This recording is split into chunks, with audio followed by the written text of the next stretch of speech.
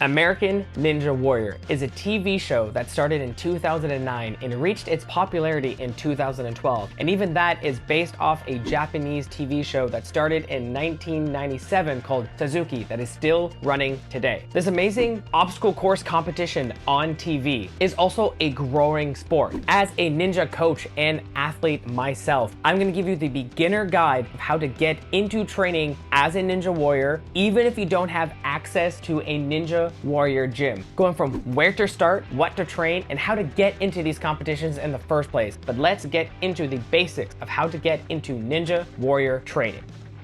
Where to train. Your first and most obvious option would be to find a Ninja Warrior gym. This is the closest thing that you're going to find to people who have experience or have competed on the TV show or on similar high level. This is also where competitions will take place. We'll talk about how to compete in these competitions later on in the video. Just do a simple Google search, your area and Ninja Warrior gym. Just be cautious as some are obstacle gym where they're more focused on OCR or are things that have a Ninja Warrior section only, such as a trampoline place. These things don't necessarily change and they're meant for the average person. They don't teach ninja, and maybe the obstacles are just way too easy than what you would find in a ninja competition. Even if a gym is not entirely Ninja Warrior, such as a lot of rock climbing and parkour gyms have started to add ninja elements, just look to see if they have a ninja program or class. That means they have someone teach and do ninja. Not everyone has access to a Ninja Warrior gym, so in that case, what do you do? We can get some insight from the Netflix TV show of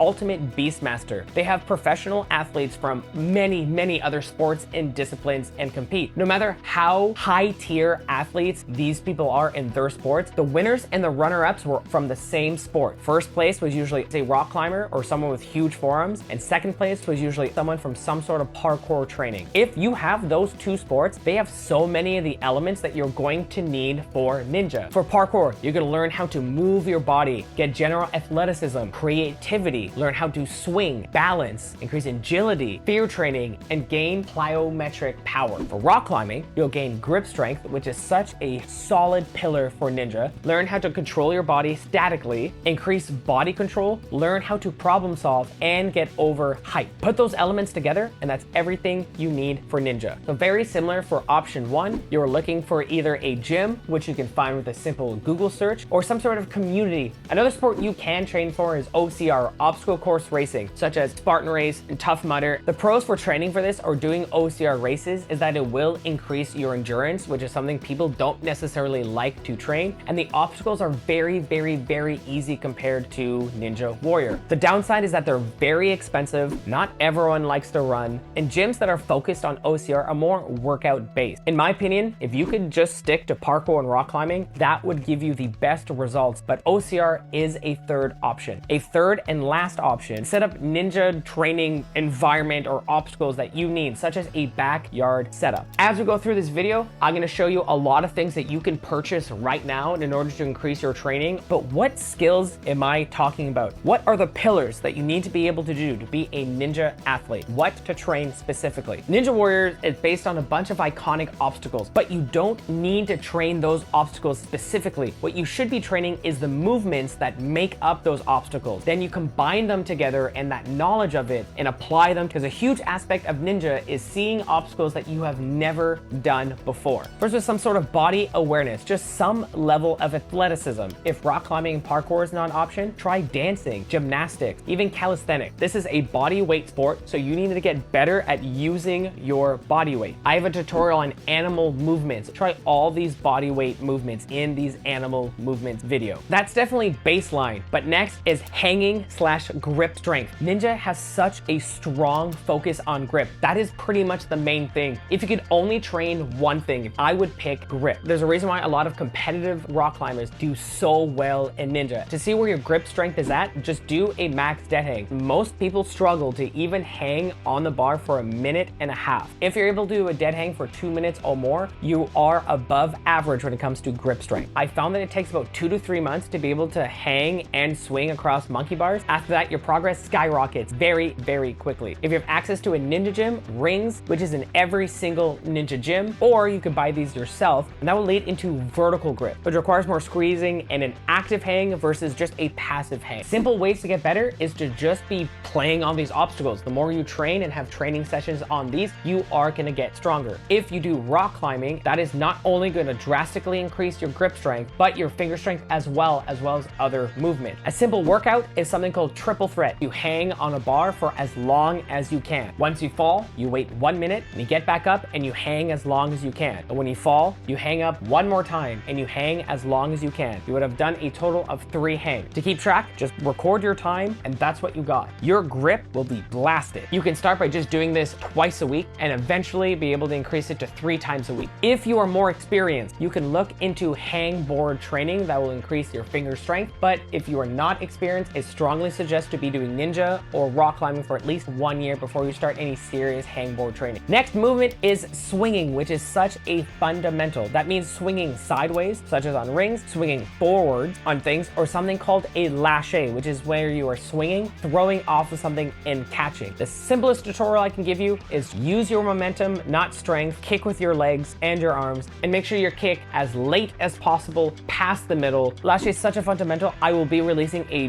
more in-depth tutorial. This is something you'll learn in the ninja gym. You'll definitely learn this in parkour. This is not something you'll learn in rock climbing or in OCR. The good news is you can practice this on any bar at a park as well. So you will have access to something. Next is pulling strength and climbing. The stronger you are, the easier things are going to be. As you do ninja and as you do rock climbing, you are going to get stronger. Other ways to get stronger on your own, you can purchase, which is very easy, cheap, and you can set up anywhere, is a rope climb. This is going to increase your grip. This is going to increase your strength, and you can use it for working out. I actually have a full tutorial on how to do a rope climb if you are interested. A simple workout is in which you do the highest version of pull-ups that you can do until failure, and once you fail, you instantly go to a lower version of that until failure, and you keep going until you're at the lowest version, which is Australian. You would start wherever on this line would be, which would be weighted pull-ups, full pull-up, negative pull-up, and Australian pull-up. When you're done, you rest for 4 minutes, and then you do this a total of 3 times. Just like before, you can start by doing this twice a week and move it up to 3 times a week when you're ready.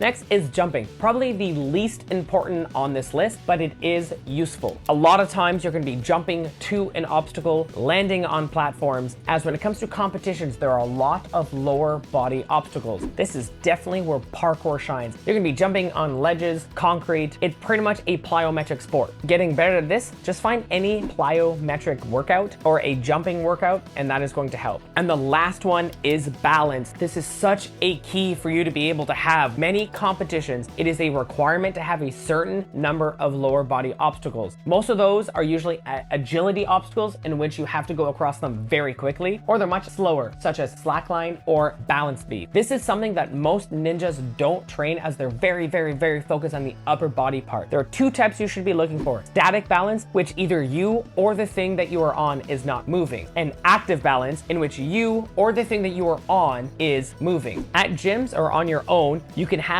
these very simple wooden balance beams that you can practice on, trying to walk across them, stand on them, and eventually work up to walking on rails outside. Good news, these things are really cheap and rails can be found outside. Another alternative is dumbbell. These are very great for balance, as you can eventually be able to run across them the better you get. And for something that moves, you can get on a spool or a PVC pipe. Very easy that you can get at any kind of construction site or Home Depot, and most gyms have these, as well as a slack line, which if you can get across a slack line, you have a level of balance that is way higher than most people who first start out. And I do have a tutorial on slackline if you want to learn how to walk across that, and that will also relate to a lot of other balance obstacles. Now, speaking about obstacles themselves, are there any that you should train? If you have never tried any of them, yes, you will be at a disadvantage, as some of them, it might take you a couple of tries just to understand it. In a ninja ninja competition, you don't get to test out the obstacles before the competition. So you can either learn how to do some of them, such as the salmon ladder and the warp wall, which are two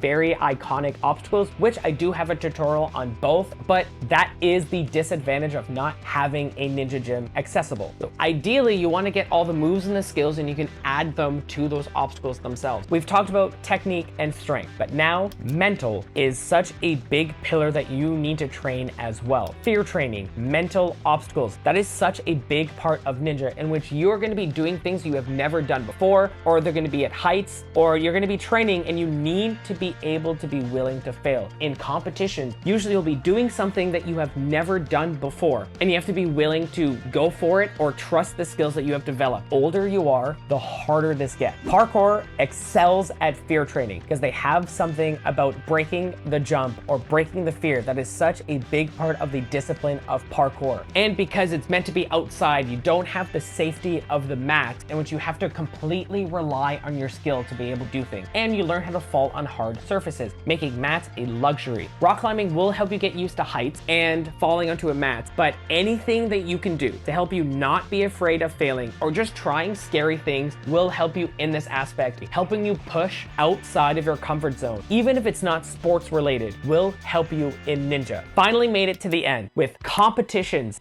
When it comes to American Ninja Warrior, that more has to do with TV, meaning there are auditions and it's not just about your skill, it's also about your story. There are local leagues that you can compete in, which are all about your skill. You join and you're either winning or losing. Here in Canada, the biggest league is Canadian Ninja League, which allows you to compete locally, then provincially, and then leads to a national finals. And in the United States, there's a newer one called UNX, which is the closest thing to simulating the TV show, such as the rules and the feeling as well in the competitions, without actually being on TV. And it's run by Ninja Warrior athletes from the show. There's also NNL, the National Ninja League, which is the most established and biggest league with some competitions internationally, which was started by ninja athletes themselves, follow very closely to the rules of the show, and it's always expanding and improving. Then there's UNAA, which is a much lower level quality in organization and in competitions, and people from the show tend to avoid it because it's not run by an athlete or someone from Ninja. The rules change almost every single year, but they do have a very big competition in Las Vegas, and you can find many competitions. Find a Ninja Warrior gym. This is also where competitions will take place. Or you can find a website such as Ninja Passport or Ninja Guide, which tries to get all the ninja competitions in one place. If there are no ninja gyms around and you still want to compete, another option is doing OCR races, but you usually have to pay and it's not necessarily cheap. Another option would be get into rock climbing competitions. This is going to see how good your grip is, and it's going to give you experience in a competitive environment in which you have to problem solve and figure something out. That and any other competitions that you get yourself into, getting into that competitive environment and seeing how you as a person